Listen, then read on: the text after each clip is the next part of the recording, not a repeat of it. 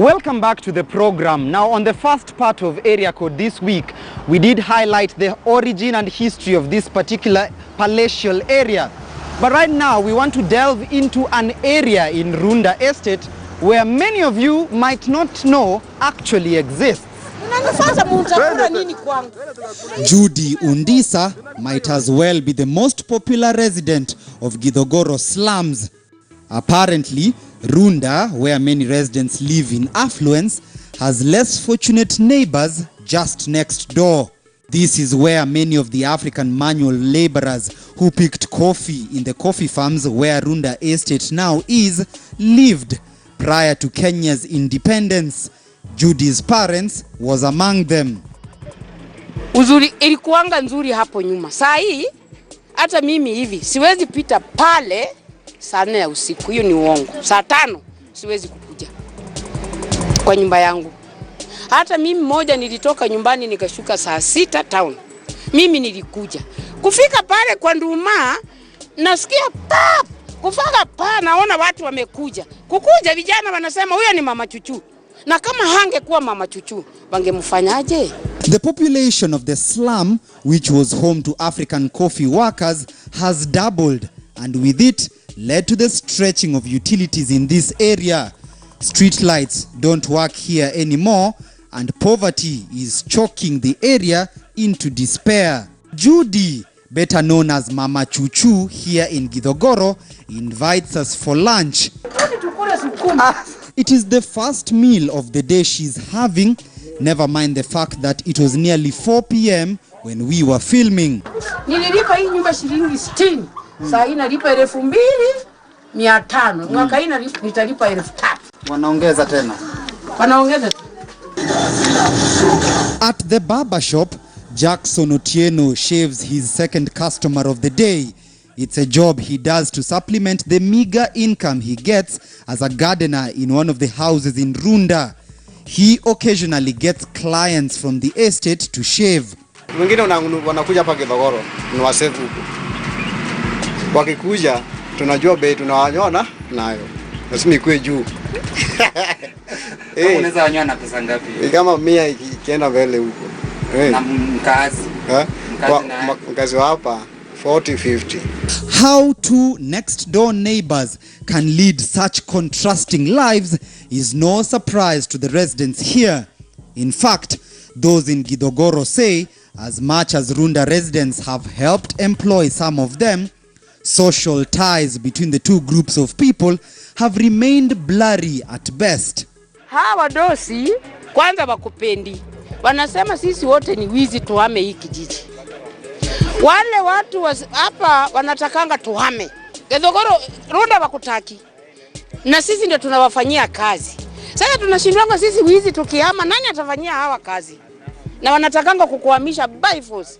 We are just members of a community living together, trying to find the best way we can coexist for development, for infrastructure, security. And just making sure that every resident gets the best life possible for them, their children, and their families to come. And the best life here is not only ideologized, it's realized through grand statements of intent. None is more grand than being able to operate, manage, and run your own water supply system. In Runda, well, at least in Old Runda and Runda Mimosa, residents do not depend on the Nairobi water services for their daily supply.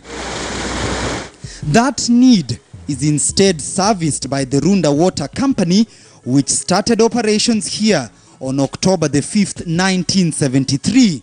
Cleopas Agingu is the current general manager, and he agrees to take us to the distribution plant. But this is what we call a pre-sedimentation tank.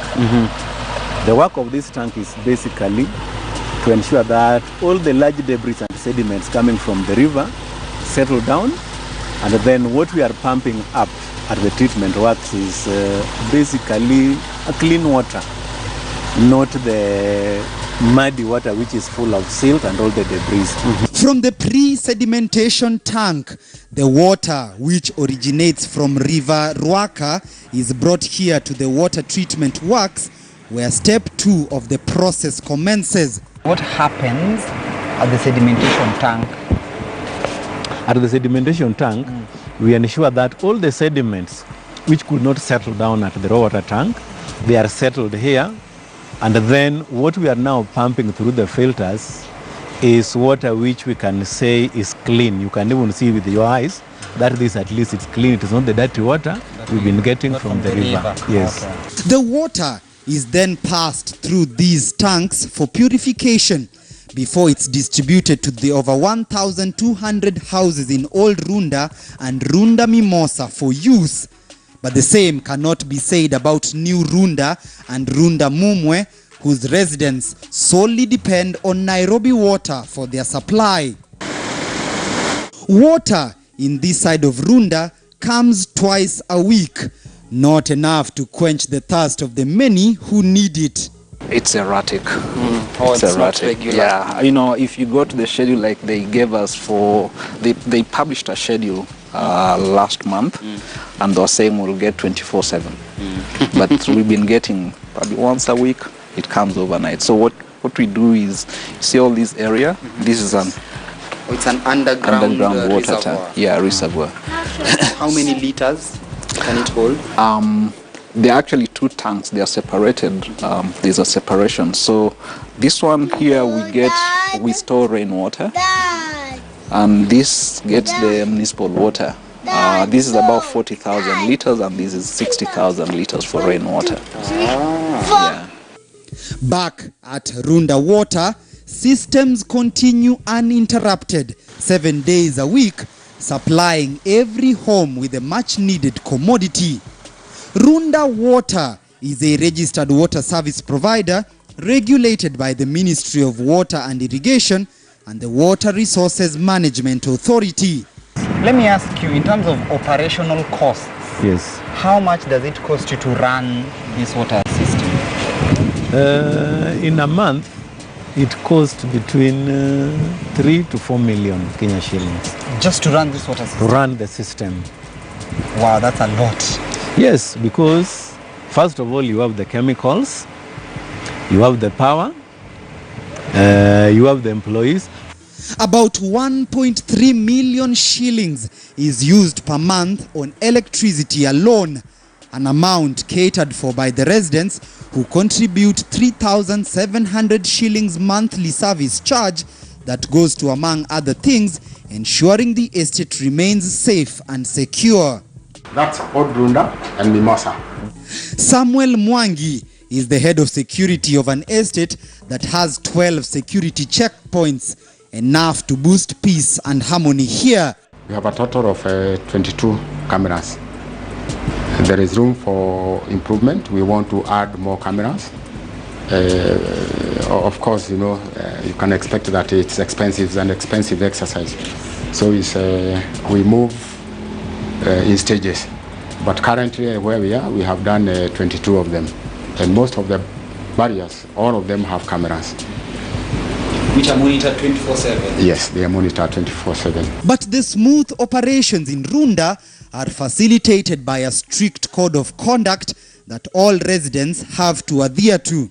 For instance, motorbike operators are only allowed into the estate once they have registered with the association and are given unique identification numbers for operation. We have a way in which trucks come in only between certain hours, and even then when they do, it's through an understanding and a sign-off by either the resident or the security personnel who sort of relate with us in a manner that's acceptable.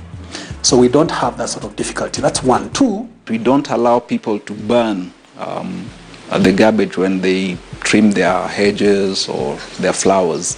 The garbage company, the company providing that service comes and takes that, they compost it, and once in a while they bring it back as manure. As you can see, we do not have shops in the estate. The shops you can see are outside the estate.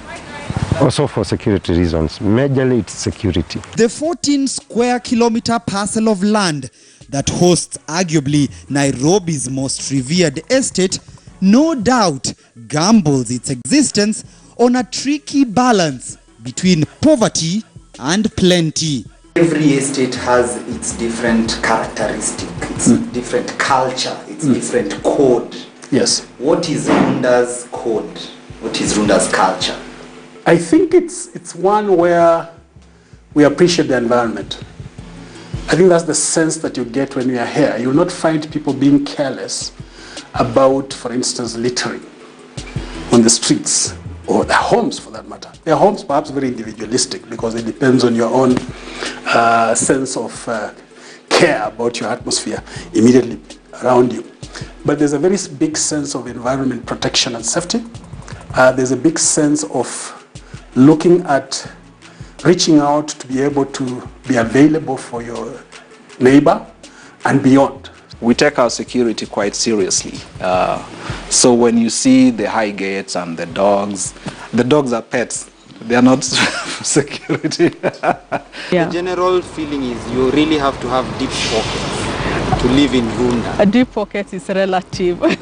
Yes, deep pocket is relative. Why do you say so? Because it goes without saying. You know, I mean, in world today, it really goes, everything is relative. So it depends. What you may call deep pockets could be pocket change to me, and vice versa. Nalimianga watu nafuria watu lakini nakula sukuma na mimi nashiba. Kwa sababu serikali ya saa hii ni ngumu na ni rahisi.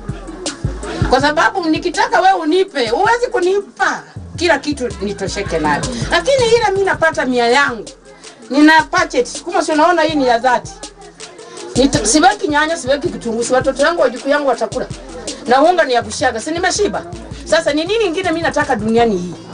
Tosheka na ile unayo. Ukitaka mingi mtanipeleka jera. Sitaki jera. Jera ni mbaya. For area code, I am Timothy Otieno.